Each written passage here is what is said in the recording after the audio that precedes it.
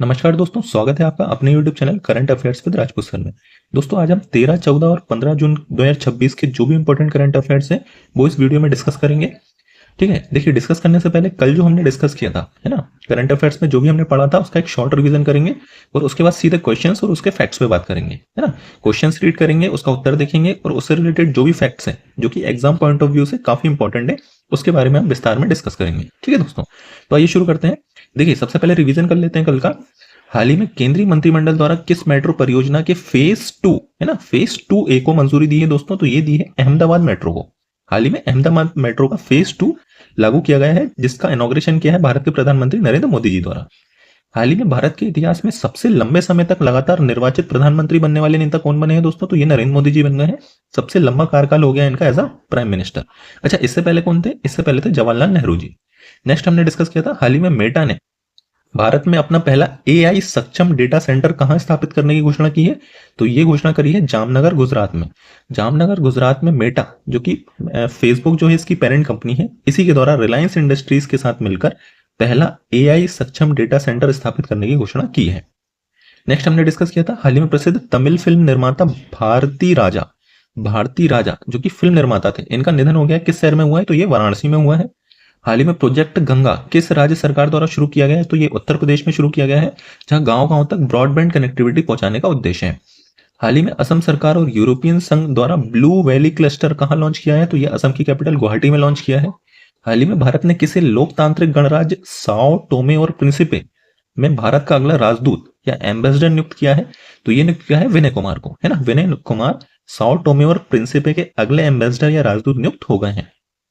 Next हमने discuss किया था, हाल ही में भारत ने किसे कोटे दी आइवर गणराज्य में भारत का अगला राजदूत या एम्बेसडर नियुक्त किया है? तो ये IFS अधिकारी हैं लक्ष्मण रमेश बाबू। लक्ष्मण रमेश बाबू कोटे दी आइवर गणराज्य के अगले एम्बेसडर या राजदूत नियुक्त हो गए हैं। प्रोजेक्ट गंगा किस राज्य सरकार द्वारा शुरू किया गया है? तो ये उत्तर प्रदेश द्वारा शुरू किया गया है। हाल ही में केंद्रीय गृह मंत्री अमित शाह ने विनिमय नामक लैंड पोर्टल मैनेजमेंट सिस्टम कहां लॉन्च किया है? तो ये लॉन्च किया था न्यू दिल्ली में, है ना। हाल ही में प्रधानमंत्री नरेंद्र मोदी 13 से 18 जून 2026 के दौरान किस देश की 6 दिवसीय यात्रा पर जाएंगे? तो ये जाने वाले हैं फ्रांस और स्लोवाकिया, है ना। फ्रांस और स्लोवाकिया जाने वाले हैं। यहाँ के प्रधानमंत्री फ्रांस के प्रेसिडेंट और स्लोवाकिया के PM और प्रेसिडेंट दोनों से मुलाकात करेंगे। ठीक है दोस्तों, तो ये सब हमने डिस्कस किया था। अब हम डिस्कस कर लेते हैं आज का करंट अफेयर्स। देखिए पहला प्रश्न है, पहले ही प्रश्न बहुत ज्यादा इंपॉर्टेंट है। हाल ही में 12 जून 2026 को अंतरराष्ट्रीय क्रिकेट से संन्यास की घोषणा करने वाले न्यूजीलैंड के दिग्गज बल्लेबाज कौन है? तो ये हैं दोस्तों केन विलियमसन, है ना। देखिए पिक्चर में दिख रहे हैं, यही केन विलियमसन, और इन्होंने हाल ही में क्रिकेट के तीनों फॉर्मेट से रिटायरमेंट ले लिया है ना। रिटायरमेंट की घोषणा कर दी है। देखिए केन विलियमसन ही पर्सनली मेरे फेवरेट न्यूजीलैंड के प्लेयर थे या क्रिकेट प्लेयर थे, और इनके द्वारा हाल ही में तीनों फॉर्मेट से रिटायरमेंट ले लिया है। देखिए इनके कुछ करियर की बात कर लेते हैं, कुछ फैक्ट्स इंपॉर्टेंट जो एग्जाम में पूछे जा सकते हैं। जैसे 12 जून 2026 को उन्होंने तीनों फॉर्मेट से या इंटरनेशनल क्रिकेट से संन्यास ले लिया है। अच्छा, ये न्यूजीलैंड के सर्वाधिक रन बनाने वाले खिलाड़ी हैं। इससे पहले न्यूजीलैंड में ऐसा कोई खिलाड़ी नहीं बना है जिन्होंने इनके जितने रन बनाए हैं। ठीक है, अंतरराष्ट्रीय रन की बात करें तो 19,346 रन इन्होंने बनाए हैं तीनों फॉर्मेट्स में। तीनों फॉर्मेट मतलब टेस्ट मैचेस में, वनडे इंटरनेशनल में और T20 क्रिकेट में। ठीक है, वहीं अकेले टेस्ट क्रिकेट में 9,500 से ज्यादा रन बना चुके हैं। टेस्ट करियर में 33 सेंचुरीज लगाई हैं, जो कि काफी बड़ी अचीवमेंट है। टेस्ट क्रिकेट की बात करें तो 6 दोहरे शतक भी लगा चुके हैं, और इन्होंने तीनों फॉर्मेट में, चाहे वो टेस्ट हो, ODI हो या T20 इंटरनेशनल हो, तीनों फॉर्मेट में न्यूजीलैंड की कप्तानी की है। ठीक है दोस्तों, वहीं एक उपलब्धि ये थी कि 2019 ICC क्रिकेट विश्व कप या वर्ल्ड कप जो हुआ था, जो इंग्लैंड के खिलाफ खेला गया था, इसको फाइनल में पहुंचाने में इनकी मुख्य भूमिका थी। कप्तानी इन्हीं के द्वारा की गई थी, है ना। 2021 ICC T20 विश्व कप का भी फाइनल खेला था। और एक उपलब्धि इनकी मेन है कि ICC वर्ल्ड टेस्ट चैंपियनशिप जो हुई थी 2021 में, इसके विजेता बने थे न्यूजीलैंड टीम, और जो कि इन्हीं की कप्तानी में अचीवमेंट्स हासिल करी थी। ठीक है, और इन सबसे ऊपर यह था इनका नेचर। इतने शांत स्वभाव के व्यक्ति थे, आज तक किसी भी स्पोर्ट्स प्लेयर से इनका वाद विवाद नहीं हुआ है। ये इनकी सबसे बड़ी अचीवमेंट है, और इसी कारण ये पर्सनली मेरे भी फेवरेट क्रिकेट प्लेयर हैं। नेक्स्ट प्रश्न की बात कर लेते हैं दोस्तों, ये तो मोस्ट इंपोर्टेंट क्वेश्चन है। हाल ही में भारत सरकार द्वारा थल सेना प्रमुख के रूप में किसे नियुक्त किया गया है? तो ये नियुक्त कर दिया गया है जनरल धीरज सेठ को। देखिए पिक्चर में दिख रहे हैं, यही है जनरल धीरज सेठ, और हाल ही में इन्हें भारत सरकार द्वारा चीफ ऑफ आर्मी स्टाफ या COAS नियुक्त कर लिया गया है। ठीक है, देखिए इससे पहले थे उपेंद्र द्विवेदी, और उपेंद्र द्विवेदी जी का कार्यकाल जो है 30 जून को, कब 30 जून को इनका कार्यकाल खत्म हो जाएगा। और जैसे ही इनका कार्यकाल खत्म होगा तो धीरज सेठ जो है अगले चीफ ऑफ आर्मी स्टाफ नियुक्त हो जाएंगे। ठीक है, देखिए चीफ ऑफ आर्मी स्टाफ या सेनाओं के प्रमुख की बात हो रही है तो तीनों सेनाओं के प्रमुख आपको अच्छे से पता होना चाहिए।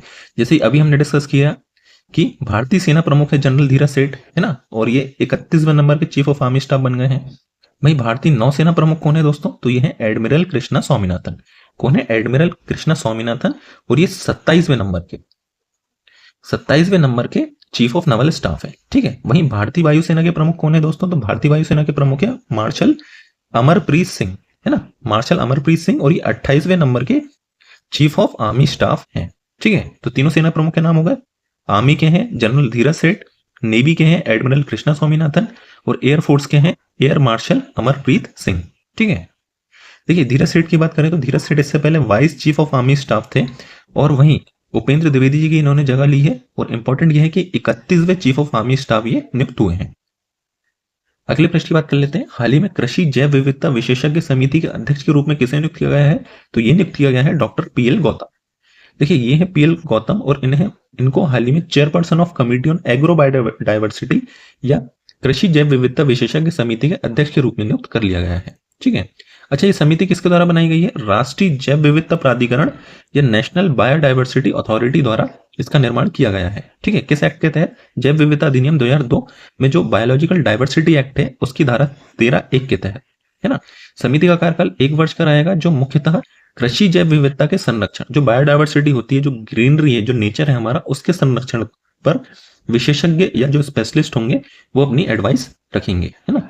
और इसी के अध्यक्ष बने हैं डॉक्टर पीएल गौतम, जो कि पद्मश्री हैं। जी हाँ दोस्तों, है ना। इनको हाल ही में कृषि विज्ञान में योगदान के लिए पद्मश्री से हाल ही में प्रेसिडेंट द्रौपदी मुर्मू द्वारा सम्मानित किया गया था। वहीं ये एनबीए या नेशनल बायोडाइवर्सिटी अथॉरिटी या राष्ट्रीय जैव विविधता प्राधिकरण के अध्यक्ष या चेयरमैन रह चुके हैं। अगले प्रश्न की बात करते हैं। हाल ही में प्रतिष्ठित रूस ग्रैंड सैंड मास्टर कप 2026 जीतने वाले पहले भारतीय कौन बने हैं, तो पहले भारतीय बन गए हैं सुदर्शन पटनायक। देखिए ये है सुदर्शन पटनायक, और इसी स्कल्पचर या इसी सैंड आर्ट के लिए इन्होंने Russia grand sand master cup 2026 जीत लिया है। ठीक है, देखिए जो सुदर्शन पटनायक है ये उड़ीसा से बिलोंग करते हैं, और ये उड़ीसा के प्रसिद्ध रेत कलाकार, ये सैंड आर्टिस्ट है ना। और इन्हीं के द्वारा हाल ही में Russia grand sand master cup 2026 जीत लिया है। अच्छा किस लिए जीता है, देखिए ये स्कल्पचर दिख रहा है, ये बनाया था इन्होंने इस कप में, इस प्रतियोगिता में, और इसी उपलक्ष्य में इन्हें Russia grand sand master cup का विजेता घोषित किया है ना। और ये सम्मान कब दिया है इन्हें, 11 जून 2026 को। ठीक है, वहीं बात करें तो इस महोत्सव में विभिन्न देशों के 12 प्रमुख रेत कलाकारों ने भाग लिया था। कितने, 12 प्रमुख रेत कलाकारों ने, और इन सभी को पछाड़ के सुदर्शन पटनायक प्रथम स्थान पर आए हैं, जिसके लिए इन्हें Russia grand sand master cup दिया गया है। नेक्स्ट प्रश्न की बात कर लेते हैं दोस्तों। हर वर्ष विश्व रक्तदाता दिवस या वर्ल्ड ब्लड डोनर डे कब मनाया जाता है, तो ये प्रत्येक वर्ष 14 जून को, है ना, 14 जून को ये मनाया जाता है वर्ल्ड ब्लड डोनर डे। अच्छा थीम इंपॉर्टेंट रही थी, थीम क्या थी इस बार की, 1 drop of humanity give blood save lives. 1 drop of humanity give blood save lives, है ना। तो इंपॉर्टेंट ये है कि वर्ल्ड ब्लड डोनर डे कब मनाया जाता है, 14 जून को मनाया जाता है, और थीम थी 1 drop of humanity give blood save lives.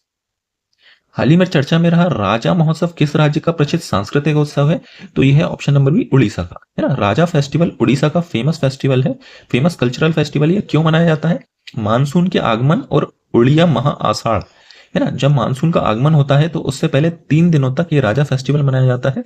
और साथ ही जो उड़िया का एक महीना है हिंदी माह, जिसे आषाढ़ बोलते हैं, है ना, चैत्र वैशाख जेठ आषाढ़, तो ये आषाढ़ माह जब स्टार्ट होता है और इसी के स्टार्टिंग में ये 3 दिवसीय राजा फेस्टिवल मनाया जाता है। कहां पर, उड़ीसा में। अगले प्रश्न बात कर लेते हैं। हाल ही में जारी ग्लोबल पीस इंडेक्स 2026 में भारत का कौन सा स्थान प्राप्त हुआ है, तो भारत को प्राप्त हुआ है 127वां स्थान। जी हाँ दोस्तों, ग्लोबल पीस इंडेक्स में भारत की रैंक 127वें स्थान पर रही है। अच्छा क्या होता है ये ग्लोबल पीस इंडेक्स, ये एक ऐसी रैंकिंग है, सूची है, जो बताती है कि दुनिया का कौन सा देश कितना शांतिपूर्ण या पीसफुल और सुरक्षित है ना, कितना पीसफुल है वहां पर, किस प्रकार की सुरक्षा है, कितना सुरक्षित देश है, इसी को दर्शाती है ग्लोबल पीस इंडेक्स रिपोर्ट, है ना। और ये रिपोर्ट किसके द्वारा जारी की जाती है, institute for economics and peace के द्वारा। देखिए जीपीआई की बात हो रही थी, है ना, इस इंडेक्स में भारत 127वें स्थान पर रहा है। तो प्रथम स्थान पर कौन रहा है, पहले स्थान पर रहा है आइसलैंड, है ना। प्रथम 5 स्थान की देशों की बात करें तो आइसलैंड सबसे पहले पे था, न्यूजीलैंड सेकंड नंबर पर रहा है, स्विट्जरलैंड तीसरे नंबर पर रहा है, स्लोवेनिया चौथे नंबर पर रहा है और आयरलैंड 5वें नंबर पर रहा है। भारत की रैंकिंग इंपॉर्टेंट है, 127वां नंबर। ठीक है, वहीं मुख्य बात यह है कि इस सूचकांक में 163 स्वतंत्र देशों एवं क्षेत्रों को शामिल किया गया है। मतलब जो एनालिसिस होता है 163 स्वतंत्र देशों का हुआ है और रशिया सबसे आखिरी में है ना। सबसे अशांत देश घोषित किया है किसको? रशिया को। 163वें स्थान पर रहा है। हाल ही में विश्व की अंडर 13 टेनिस रैंकिंग में वर्ल्ड नंबर 1 बनने वाली खिलाड़ी कौन बनी है? तो ये बन गई है सृष्टि किरण। सृष्टि किरण, ऑप्शन नंबर सी करेक्ट है। ये है सृष्टि किरण जी और इनके ये जो world number 1 under 13 tennis player बनी है जून 2026 में। ठीक है, ये कहां से बिलोंग करती है? सृष्टि किरण बिलोंग करती है बेंगलुरु से। ये 13 वर्षीय टेनिस प्लेयर हैं और इनके द्वारा लगातार कितने आईटीएफ जूनियर खिताब जीते हैं? तो 5 खिताब जीते हैं, है ना। और हाल ही में अंडर 13 टेनिस रैंकिंग में नंबर 1 बनने वाली खिलाड़ी बन गई है। क्या नाम है इनका? सृष्टि किरण। हाल ही में आरबीएल बैंक ने अपने नए मुख्य वित्तीय अधिकारी या फिर चीफ फाइनेंशियल ऑफिसर किसे नियुक्त किया है? तो ये नियुक्त किया है भविन लाखपतवाला, है ना। ये है भविन लाखपतवाला और इन्हीं को हाल ही में चीफ फाइनेंशियल ऑफिसर बना दिया गया है आरबीएल बैंक का। देखिए, इससे पहले ये एचडीएफसी बैंक में कार्यरत थे और एचडीएफसी बैंक के बाद इन्हें चीफ फाइनेंशियल ऑफिसर बना दिया गया है किससे? आरबीएल बैंक का। अगले प्रश्न की बात कर लेते हैं। हाल ही में 114वें अंतरराष्ट्रीय श्रम सम्मेलन या इंटरनेशनल लेबर कॉन्फ्रेंस कहां पर हुई है? तो ये हुई है option number C, Geneva Switzerland में। जेनेवा जो कि स्विट्जरलैंड की कैपिटल है और यहीं पर 114वीं अंतरराष्ट्रीय श्रम सम्मेलन या इंटरनेशनल लेबर कॉन्फ्रेंस का आयोजन किया गया है। ठीक है, अच्छा, इसका क्या उद्देश्य था? देखिए, मेन इसका जो उद्देश्य था, इसमें श्रम से रिलेटेड जो भी अधिकार हैं, है ना, लेबर्स के जो अधिकार हैं उस पर मुख्यतः बातें हुई हैं। और भारत की ओर से प्रतिनिधिमंडल का नेतृत्व किसने किया था? शोभा करंदल लाजे ने, है ना, शोभा करंदल लाजे ने, जो कि श्रम एवं रोजगार मंत्रालय और सूक्ष्म लघु एवं मध्यम उद्यम मंत्रालय के केंद्रीय राज्य मंत्री हैं। कौन? शोभा करंदल लाजे। ठीक है, देखिए, ये मीटिंग का आयोजन किसके द्वारा किया गया है? इंटरनेशनल लेबर ऑर्गेनाइजेशन का, जिसका हेडक्वार्टर भी जेनेवा स्विट्जरलैंड में ही है। देखिए, आईएलओ की बात हो रही है तो आईएलओ के बारे में आपको पता होना चाहिए, स्थापना इसकी कब हुई थी? तो इसकी स्थापना 1919 को हुई थी। हेडक्वार्टर जैसे हमने बात करी थी, इसका हेडक्वार्टर जेनेवा स्विट्जरलैंड में ही है। वो करंट में डायरेक्टर जनरल कौन है आईएलओ के? Gilbert F Houngbo. ठीक है, अगले प्रश्न की बात करते हैं। हाल ही में फीफा विश्व कप 2026 का आयोजन कहाँ किया जा रहा है? तो ये किया जा रहा है संयुक्त रूप से यूनाइटेड स्टेट्स, कनाडा और मैक्सिको में। 3 कंट्रीज इस बार होस्ट कंट्री है फीफा वर्ल्ड कप की और इन तीनों कंट्रीज में फीफा वर्ल्ड कप का आयोजन किया जा रहा है। ठीक है दोस्तों, कब आयोजन इसका स्टार्ट हुआ था? 11 जून को ये स्टार्ट हुआ है और समापन इसका 19 जुलाई को होगा। और जैसे हमने बात करी, यूनाइटेड स्टेट्स, कनाडा और मैक्सिको, ये तीनों देश संयुक्त रूप से इस विश्व कप की या फीफा विश्व कप की मेजबानी कर रहे हैं। ठीक है दोस्तों, फीफा विश्व कप 2026 में कितनी टीमें भाग ले रही हैं? तो 48 टीमें भाग ले रही हैं, आपको पता होना चाहिए। और लास्ट टाइम जो है 2022 में फीफा हुआ था, तो 2022 का फीफा विश्व कप किसके द्वारा जीता गया? अर्जेंटीना के द्वारा, है ना। और जैसे क्रिकेट का वर्ल्ड कप होता है जो ओडीआई इंटरनेशनल होता है हर 4 साल में एक बार, इसी प्रकार फीफा का भी वर्ल्ड कप होता है हर 4 साल में एक बार। लास्ट टाइम 2022 में हुआ था जो अर्जेंटीना ने जीता था और इस बार 2026 में हो रहा है संयुक्त रूप से। कहां पे? यूनाइटेड स्टेट्स, कनाडा और मैक्सिको में। अगले प्रश्न की बात कर लेते हैं। देखिए, अगले प्रश्न की बात करने से पहले फीफा के बारे में कुछ जानकारी पता होना चाहिए। फीफा का फुल फॉर्म होता है federation international the football association, जिसकी स्थापना 21 मई 1904 को की गई थी, है ना। और कहां पर की गई थी? पेरिस, फ्रांस में। कहां पर? पेरिस, फ्रांस में। हेडक्वार्टर आपको पता होना चाहिए, ज़ुरिक में इसका हेडक्वार्टर है। करंट में इसके चेयरमैन है या प्रेसिडेंट बोलना चाहिए, गियानी इन्फेंटिनो करंट में प्रेसिडेंट है। और पहले अध्यक्ष कौन थे? Robert Guérin. और जैसे हमने बात करी कि प्रत्येक 4 साल में फीफा का आयोजन होता है। हाल ही में भारत सरकार ने केंद्रीय उत्पाद शुल्क या सेंट्रल एक्साइज ड्यूटी से किस ईंधन को छूट प्रदान की गई है? तो ये प्रदान की गई है इथेनॉल ब्लेंडेड पेट्रोल को। इथेनॉल ब्लेंडेड पेट्रोल में किसी प्रकार की सेंट्रल एक्साइज ड्यूटी नहीं लगाई जाएगी। अगले प्रश्न की बात करते हैं। हाल ही में आर्थिक अपराध की मंत्रिमंडलीय समिति या cabinet committee on economic affairs ने अमरावती में किस परियोजना के निर्माण को मंजूरी दी है? तो ये दी है central government general pool office accommodation को या केंद्रीय सरकारी सामान्य पूल कार्यालय आवास को, है ना। क्या उद्देश्य है इसका? मुख्य उद्देश्य है अलग अलग केंद्रीय सरकारी विभागों को एक ही परिसर में कार्यालय सुविधा उपलब्ध कराना। अलग अलग जगह डिपार्टमेंट ना लग के एक ही जगह कार्यालय ऑपरेट हो, ये इसका मुख्य उद्देश्य है ना, cabinet committee on economic affair का। और इस परियोजना का नाम क्या है? Central government general pool office accommodation, है ना, central government general pool office accommodation. वहीं ये परियोजना कहाँ बनाई गई है, तो ये अमरावती में बनाई गई है, जो कि आंध्र प्रदेश की कैपिटल भी है। और किस समिति ने इसको मंजूरी दी है, CCEA, cabinet committee on economic affairs ने इसको हाल ही में मंजूरी दे दी है। हाल ही में भारत ने फिलिस्तीनी शरणार्थियों के समर्थन के लिए किस संगठन को $2.5 मिलियन की सहायता देने की घोषणा की है, तो ये घोषणा की है UNRWA। UNRWA मतलब United nation relief and works agency for Palestine refugees, है ना। UNRWA का फुल फॉर्म है United nation relief and works agency for Palestine refugees. और इसी एजेंसी को भारत ने $2.5 मिलियन देने की घोषणा की। ठीक है। और क्या करता है UNRWA, नाम से ही समझ में आ रहा है, जो फिलिस्तीनी शरणार्थी हैं उनको सहायता और सेवाएं प्रदान करना। ठीक है। इसकी स्थापना कब हुई थी, 1949 को। अगले प्रश्न की बात कर लेते हैं। हाल ही में भारत सरकार ने किस योजना की अवधि 31 अगस्त 2026 तक बढ़ाने की मंजूरी दी है, तो ये मंजूरी दी है CGS-MFI का सेकंड वर्जन।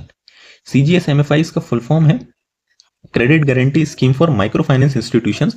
इसका सेकंड फेज हाल ही में लॉन्च किया है, जिसकी एक्सटेंशन या जिसकी लिमिट कब तक है, नई अवधि 31 अगस्त 2026 तक। और ये क्या करता है मुख्यतः, NBFC बैंक्स जो होते हैं, national banking financial corporation bank जो होते हैं, या जो माइक्रो फाइनेंस इंस्टीट्यूशंस होते हैं, इनको बैंकों एवं वित्तीय संस्थानों द्वारा दी जाने वाले ऋणों पर क्रेडिट गारंटी सहायता, एक प्रकार की क्रेडिट गारंटी सहायता प्रदान करता है। और कितनी गारंटी सीमा रखी गई है, 20,000 करोड़ रुपए। हाल ही में किस राज्य सरकार ने महिलाओं और ट्रांसजेंडर व्यक्तियों के लिए प्रियदर्शनी फ्री ट्रैवल स्कीम को मंजूरी दी है, तो ये दी है केरलम राज्य ने। केरलम ने हाल ही में Priyadarshini free travel scheme launch की है। ठीक है। कब लॉन्च की है, 15 जून 2026 को। और इसमें महिलाएं और ट्रांसजेंडर व्यक्ति ही इस बस में इस बस में ट्रेवल कर सकेंगे। इस उद्देश्य से Priyadarshini free travel scheme launch की गई है। प्रारंभिक परीक्षण अवधि कितनी रखी गई है, 100 दिवस। हाल ही में रक्षा मंत्रालय ने भारतीय नौसेना के लिए 20 ECG NSS जैमर की खरीद हेतु किस कंपनी के साथ अनुबंध किया है, तो यह अनुबंध किया है option number C, accord software and system private limited. Accord software and system private limited से समझौता किया है इंडियन नेवी का। ठीक है। अच्छा, इस खरीद के लिए कितने करोड़ का अनुबंध किया गया है, 449 करोड़ का अनुबंध किया गया है। और ये जो enhance capability global navigation satellite system है, या ECG NSS जिसे बोला जाता है, जैमर, ये दुश्मन के जो नेविगेशन सैटेलाइट्स है उनको जैम करने में सक्षम है। और 20 enhance capability global navigation satellite system खरीद के लिए 449 करोड़ का अनुबंध किया है, किसके साथ, accord software and system private limited के साथ। हाल ही में विशेष वेलनेस वियर कलेक्शन सौदा किस संस्था द्वारा विकसित किया गया है, या recently the special wellness wear collection सौदा launched by which institutions, so it was launched by Khadi and village industries commission. Khadi and village industries commission, है ना। क्या चीज है, अच्छा, सौदा एक खादी से बना खास कपड़ों का कलेक्शन है ना, जिसे ऐसे डिजाइन किया गया है कि लोग आरामदायक, हेल्दी और संतुलित जीवन शैली अपना सके। देखिए, हाल ही में 21 जून को वर्ल्ड योगा डे मनाया जाता है, और इसी उपलक्ष्य में योगा डे से पहले खादी से बने खास कपड़ों का कलेक्शन लाया जा रहा है, जो कि काफी आरामदायक कपड़ा होता है, और उसको बिछा के योग वगैरह भी किए जा सकते हैं, है ना। लॉन्च कब किया जाएगा, ये इंटरनेशनल योग डे से पहले। और शुभारंभ किसने किया, मनोज गोयल ने, जो कि अध्यक्ष है khadi and village industries commission के। ठीक है।